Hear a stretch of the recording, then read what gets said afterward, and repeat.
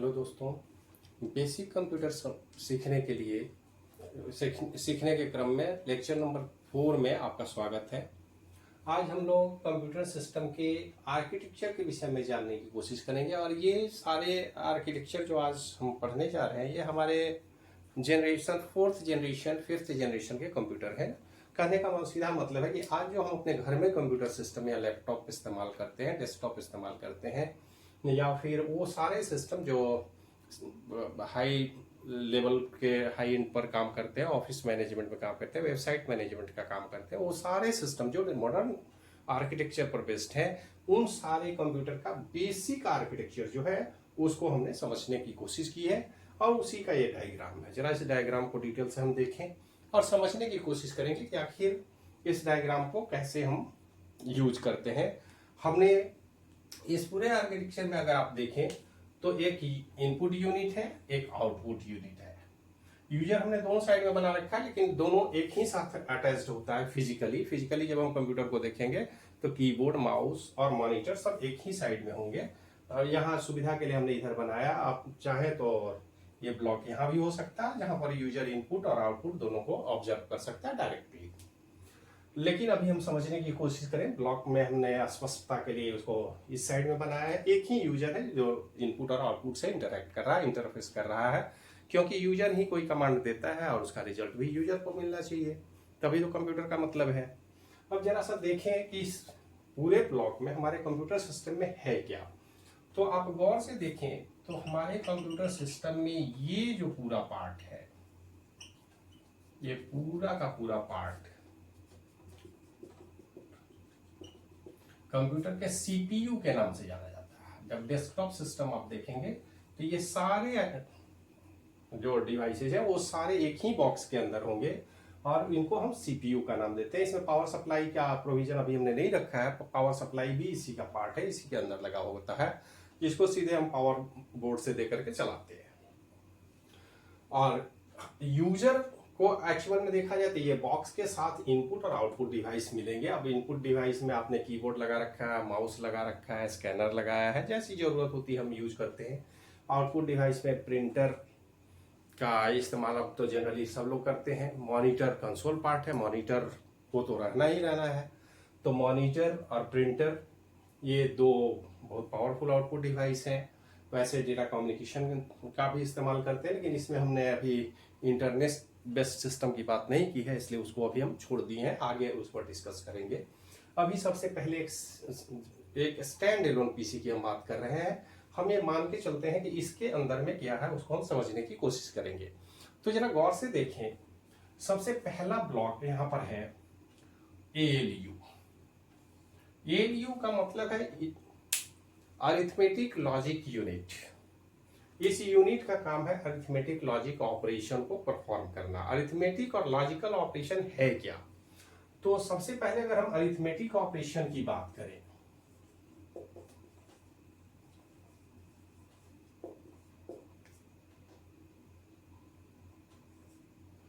तो arithmetic operation हम किसे करते हैं? सामान्य बच्चे से अगर पूछिए तो सीधे एग्जांपल बता देते हैं कि जोड़ घटाव, गुना भाग, प्लस माइनस, मल्टीप्लिकेशन, डिवीजन, ये सब अरिथमेटिक ऑपरेशन। लेकिन ये अरिथमेटिक ऑपरेशन के एग्जांपल है। अगर अरिथमेटिक ऑपरेशन को डिफाइन करना हो, व्हाट इज अरिथमेटिक ऑपरेशन, तो arithmetic operation are those mathematical operation whose rules are predefined, जिसके लिए हमने पहले से predefined set of rule बना रखा है, वो है अरिथमेटिक ऑपरेशन। आप अगर एडिशन का काम कर रहे हैं तो एडिशन का डिफाइंड रूल है।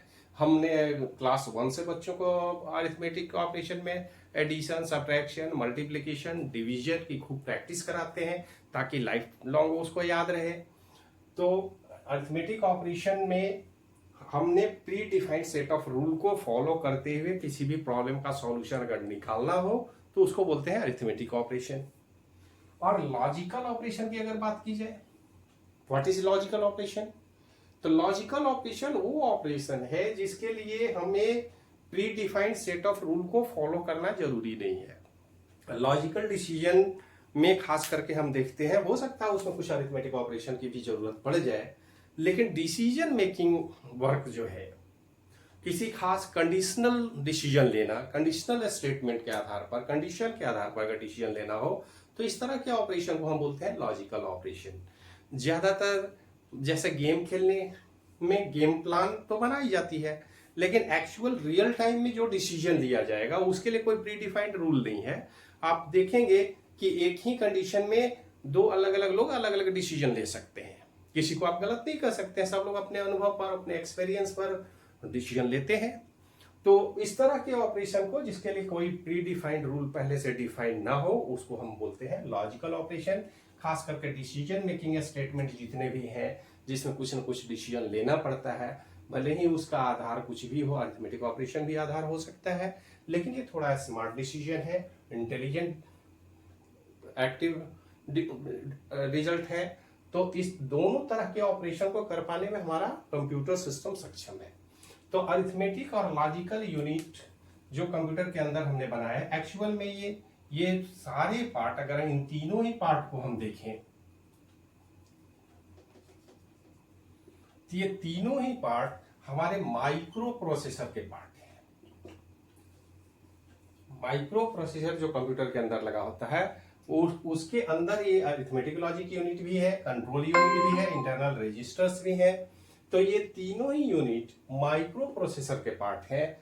और माइक्रो प्रोसेसर इसीलिए जब भी कोई सिस्टम हम खरीदते हैं, कोई भी इलेक्ट्रॉनिक, इवन मोबाइल भी खरीदने जाते हैं, तो हम सबसे पहले उसके माइक्रो प्रोसेसर के प्रोसेसिंग कैपेबिलिटी की बात करते हैं। प्रोसेसर कौन सा है, प्रोसेसर की स्पीड क्या है, किस स्पीड से वो प्रोसेस कर सकता है।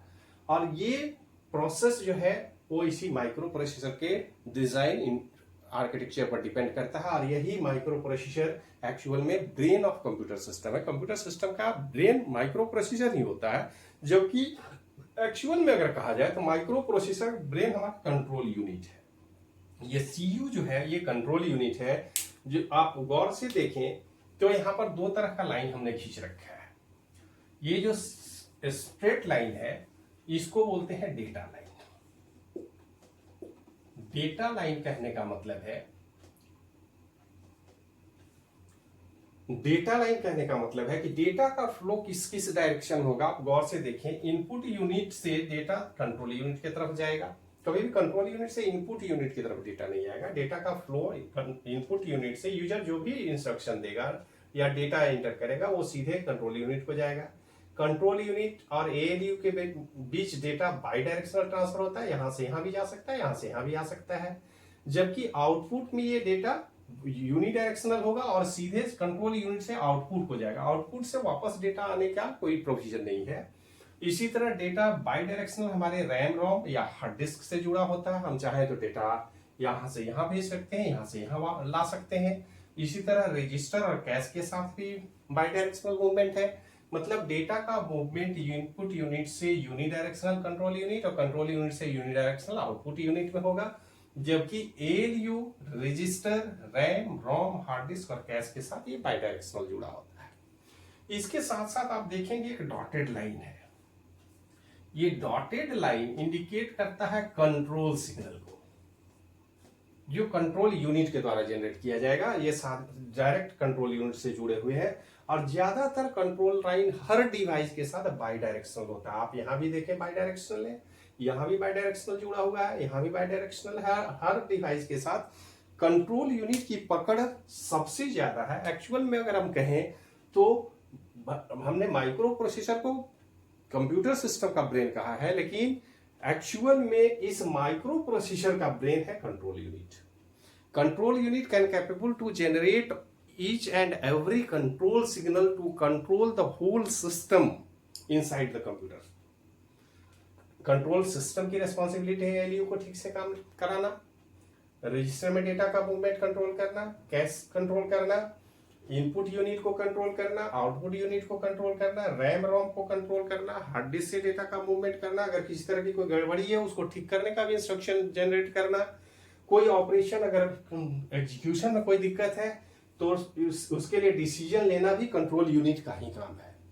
तो आप समझ सकते हैं कि कंट्रोल यूनिट कितना पावरफुल यूनिट है कंप्यूटर सिस्टम के अंदर, माइक्रो प्रोसेसर के अंदर, जो होल कंप्यूटर को अपने बल पर कंट्रोल करता है, चाहे वो कोई भी यूनिट हो।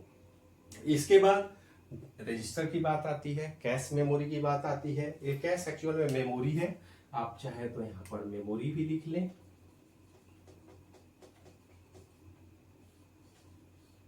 और ये प्राइमरी मेमोरी का पार्ट है, कैश मेमोरी, रैम, रोम, ये तीनों ही प्राइमरी मेमोरी है, जबकि हार्ड डिस्क को हम लोग सेकेंडरी मेमोरी के नाम से जानते हैं।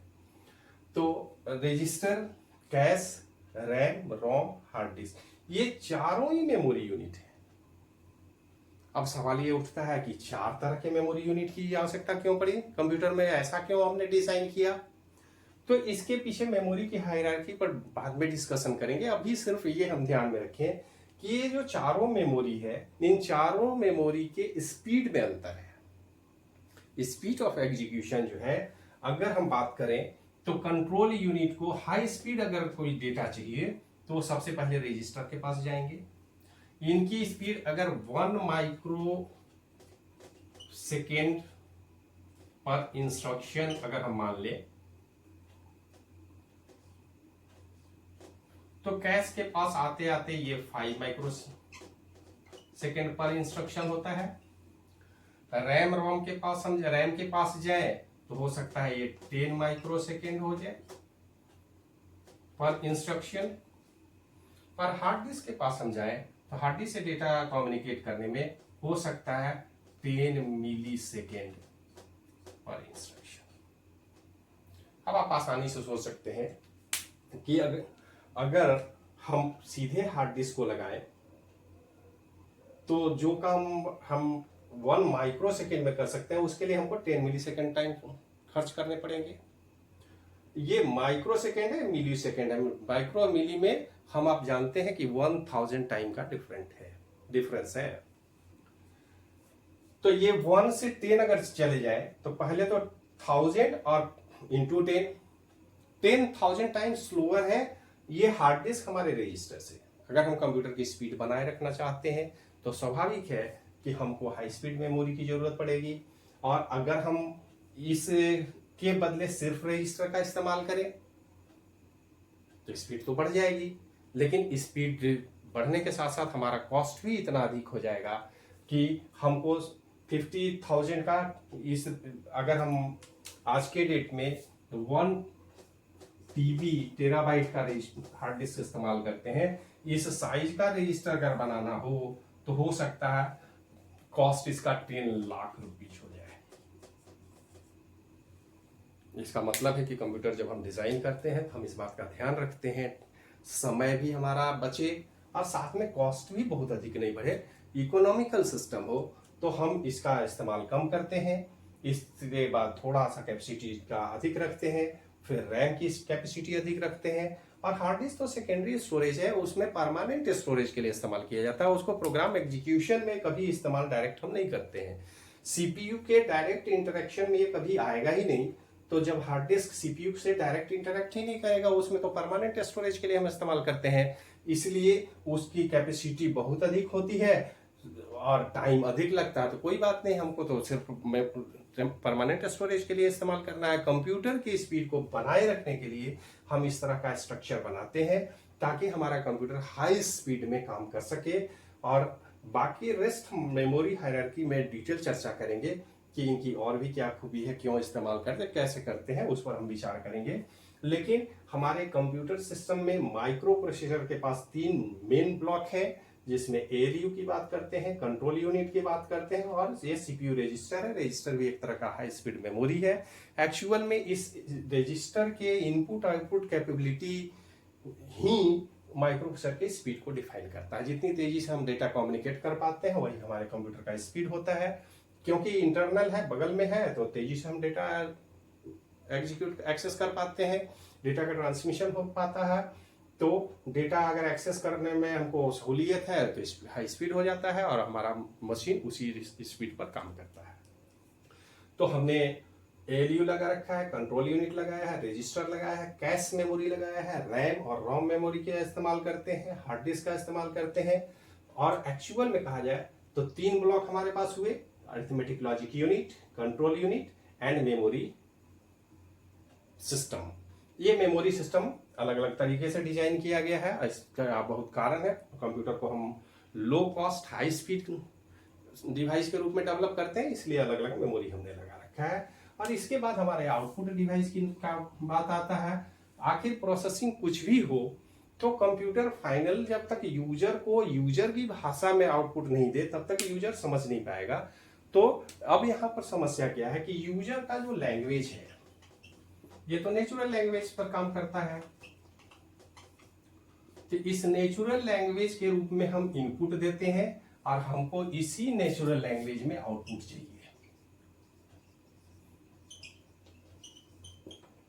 तो इस यूजर आउटपुट डिवाइस का काम है कि जिस लैंग्वेज में यूजर ने इनपुट दिया है उसी लैंग्वेज में उसको कन्वर्ट करके यूजर को अंडरस्टैंड करने में दिक्कत ना हो, समझने में दिक्कत ना हो, उसके लिए हमने आउटपुट यूनिट बनाया है, अलग अलग तरीके से डिजाइन किया है।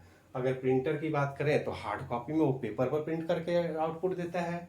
अगर हम मॉनिटर की बात करें तो नेचुरल लैंग्वेज में हमारे पास सॉफ्ट कॉपी सॉफ्ट आउटपुट के रूप में आउटपुट स्क्रीन के रूप में दिखाई देता है, जिसको हम आसानी से समझ पाते हैं, एक्सेस कर पाते हैं। तो ये कंप्यूटर का इंटरनल आर्किटेक्चर ब्लॉक है और इस ब्लॉक को एक साथ अरेंज करके ही हम कंप्यूटर सिस्टम बोलते हैं। हमारा कंप्यूटर सिस्टम ये एक्चुअल में कंप्यूटर हार्डवेयर का जिक्र है। अब इस हार्डवेयर यूनिट के बाद यूजर इंटरफेस ऐसा नहीं है कि डायरेक्ट यूजर यहाँ जुड़ता है। आगे के क्लास में हम लोग देखेंगे कि इस हार्डवेयर यूनिट के ऊपर और क्या व्यवस्था हम करते हैं, फिर ऑपरेटिंग सिस्टम का क्या नंबर आता है, सिस्टम सॉफ्टवेयर क्या है, एप्लीकेशन सॉफ्टवेयर क्या है, और इस तरह से उन सॉफ्टवेयर के विषय में डिस्कस करेंगे। अभी तो हमने एक हार्डवेयर आर्किटेक्चर ब्लॉक बनाया है और जितने भी मॉडर्न कंप्यूटर हैं वो ऑलमोस्ट किसी भी कंपनी का हो, इससे कोई फर्क नहीं पड़ता, वो सारा सिस्टम इसी आर्किटेक्चर पर बेस्ड है। और इस आर्किटेक्चर को हम लोग वोन न्यूमैन आर्किटेक्चर बोलते हैं, जिसमें इंस्ट्रक्शन डेटा एक साथ मशीन के किसी भी मेमोरी लोकेशन में रखे जा सकते हैं और आसानी से एक्सेस किए जा सकते हैं। आज के लिए इतना ही, फिर अगले क्लास में और डिटेल में हम लोग डिस्कस करेंगे। थैंक यू, धन्यवाद।